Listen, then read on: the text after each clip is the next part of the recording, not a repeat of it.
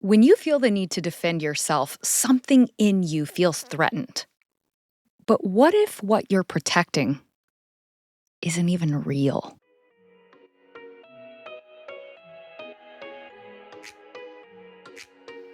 Welcome to Star Potential, the podcast for curious, soul led humans who know there's more available and want to explore it with depth, joy, and a little play. Here, we talk about reclaiming your authentic voice, shedding old identities, and expanding into who you're becoming without taking yourself too seriously. I'm your host, Julie Jo Hughes. Let's get curious, let it be fun, and see what ignites. Welcome back to Star Potential. I'm your host, Julie Jo, and I love talking to you about the benefits of looking inward, of doing the inner work that is going to bring you this level of presence that begins to reveal so much to you about yourself, but also about others. When you have a deeper level of awareness for what's going on with yourself, then you're able to see and accept those pieces as just part of who you are, part of your experience. Each of those parts doesn't necessarily define you, but it is a part of you that wants to be seen, heard, acknowledged, and accepted. When we learn to do that with ourselves, then we begin to see these pieces of ourselves in the people around us as well.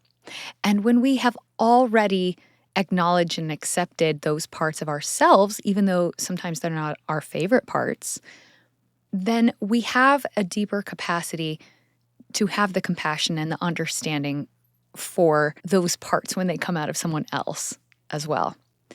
And what you'll start to notice is that when you don't have presence, you don't have patience, you don't have the capacity to see from a higher perspective, that's when we tend to operate a little bit more from survival mode. When we're operating in survival mode, we're seeing through a thicker lens than what we would look through when we have a little bit more awareness. And it's not better or worse. It's just a different perspective. And so when we are coming from a fight or flight nervous system, when we're coming from any kind of survival mode, we can't see very far ahead of us. We can it's like you have blinders on. You can just see what's right in front of you. And that is often heavily filtered through your own experience, what you're going through. You're not able to take your own identity, your personal identity that you cling so hard to, because when you're in survival mode, you're seeing yourself as separate from everything else around you. And when we do that, lots of things around us can be considered a threat. You see, when you're not in survival mode and you're able to have that little bit of higher perspective, you recognize that everything is just so connected, that you're not actually separate from anyone or anything. It's all part of a collective experience. It's all a shared reality. And when you're able to see from that kind of a lens, you just don't take things as personally. When we're not so latched to that personal identity, this is who I am, which is separate from you and separate from all of this, then you can't see that. When you're able to see from that higher vantage point, you go, oh, wow, this is actually how this is all connected. And I couldn't see that before. If I can take my personal identity out of it, then I'm able actually to see all of this with so much more compassion, patience, and understanding. So it's almost like it slows down time for you. When you enter a room, you automatically have a higher perception. It's like you have more antennae. It's like they're more tuned in to what's happening with the energy in the room, with the people in the room. And when someone comes at you with some kind of attitude or something, if you're really stuck, like clinging to this personal identity of who you are and you don't want that to be threatened, and the person comes at you with some kind of attitude, then you immediately feel the need to defend who you are and your position. But love and what's true doesn't feel the need to defend. It sees where this person is coming from and says, ah, I can see how that's true for you based on the lens you're looking through. Based on that identity that you're clinging so hard to right now, I can see how it feels like I'm a threat to you, and that's why you're coming at me. But because I can see this from a higher vantage point, I don't need to also be threatened by the fact that you're threatened. So now you have a chance to actually prevent something from escalating. If two people are coming at each other and they're both stuck in this personal identity, then they're just going to be butting heads trying to defend their own personal stance. But if even one of you is able to see from that higher vantage point, I can see how I'm being perceived as a threat because this person sees me as separate from them, sees that what I'm saying is potentially a threat to what they're saying, then we can discharge the power that it's being met with a little bit. And if this side is coming really fast and this side softens, then now you've just de escalated the situation. So when we're able to have that patience and compassion for where someone is coming from, that doesn't make you weak. It's not a sign of weakness. That's actually a sign of strength. Because I don't feel the need to defend myself, now we might actually be able to come to some sort of agreement, to be able to have a civil conversation about this. So that's not weakness. That's not backing down. That's not having the balls to stand up for what you believe. That's being able to see when somebody has blinders on and what they need from you is actually understanding and love and patience, not fists. So you can begin to apply this theory, so to speak, in your life when you notice that you're in some kind of an aroused state. Maybe you've had a busy day and you get that text message in that's just one more thing that kind of puts you over the edge. If you feel yourself like in a heightened state, wanting to reply to that, that is the time to set the phone down, walk away, and come back later when you've had a chance to breathe and bring yourself back to neutral. Because there's this funny thing that happens that when you're in one state and you read a message, you're seeing it through that filter and you're going, how dare they? I cannot believe they said that about me. And then you go back later and this time you're calm and you're neutral and you read the message again. And this time, even though it's the exact same words, you go, oh, maybe that wasn't a personal attack on me. I can see how I took it that way because I was already feeling like I was behind today or whatever. But actually, this person is just really clinging to their identity as a person who gets their things done. And they saw that me not responding to them yet on this is a threat to them keeping their reputation of their identity or whatever. But now you're able to see that. And so you don't need to also take it personally.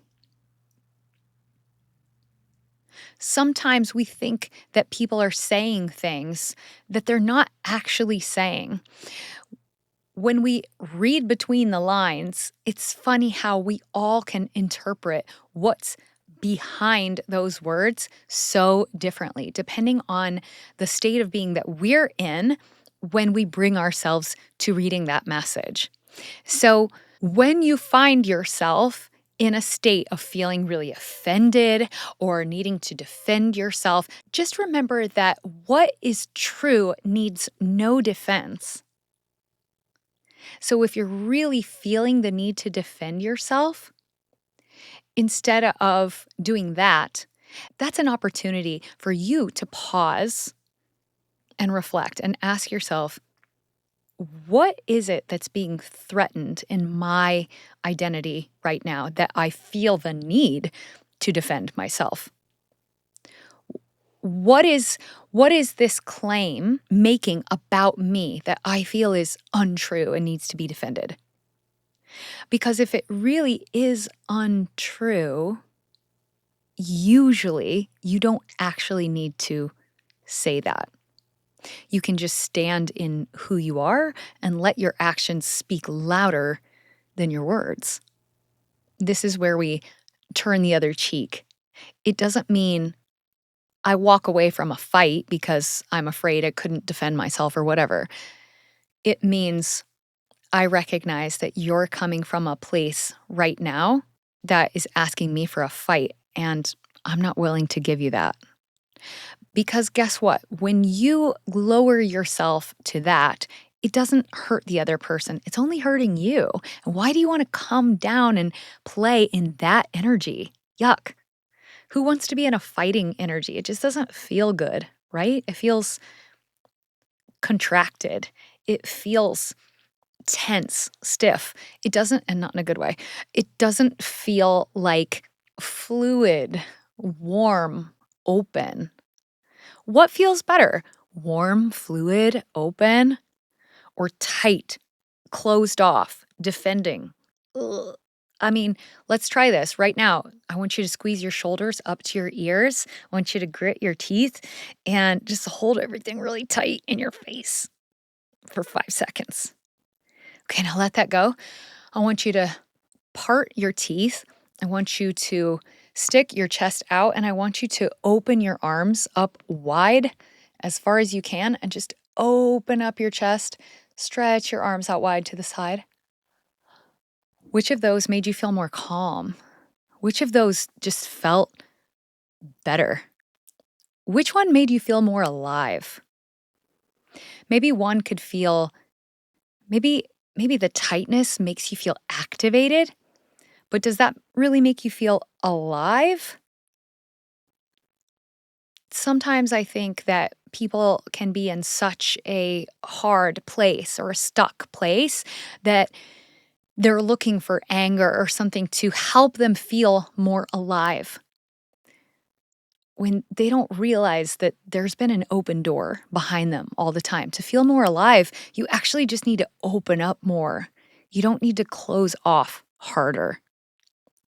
So the next time somebody sends you an email or a text message that rubs you the wrong way and you're feeling the need to defend yourself, pause, ask, what am I clinging to in my identity that I feel needs defended?